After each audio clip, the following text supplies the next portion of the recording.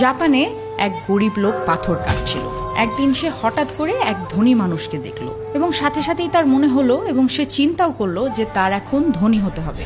হঠাৎ সে ধনী হয়েও গেল, কিন্তু তারপর সে একটি রাজাকে দেখলো এবং সেই রাজাকে দেখার পর তার মনে হলো ধনীর চাইতে রাজা বেশি শক্তিশালী, তাই আমার এখন রাজা হতে হবে, আমি রাজা হতে চাই। সে রাজা হয়েও গেল। তারপর সে আকাশে সূর্যকে দেখলো। সূর্যকে দেখার পর তার মনে হলো সূর্য তো রাজার চাইতেও শক্তিশালী, তাহলে আমার সূর্য হতে হবে, আমি সূর্য হতে চাই।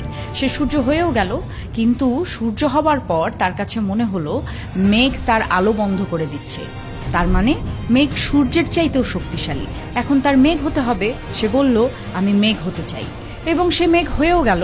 তারপর একদিন যখন বাতাস মেঘকে বাতাসের শক্তি দিয়ে দূরে সরিয়ে দিচ্ছিল, তারপর সে ভাবলো আরে বাতাস তো মেঘের চাইতেও শক্তিশালী, তাহলে তো আমার এখন বাতাস হতে হবে, আমি বাতাস হতে চাই। রীতিমতো সে বাতাসও হয়ে গেল। তারপর সে দেখলো একদিন বাতাস পাহাড়ে ধাক্কা খেল। তারপর সে ভাবলো আরে পাহাড় তো বাতাসের চাইতেও শক্তিশালী, তাহলে তো আমার এখন পাহাড় হতে হবে, আমি পাহাড় হতে চাই। অবশেষে সে পাহাড় হয়ে গেল।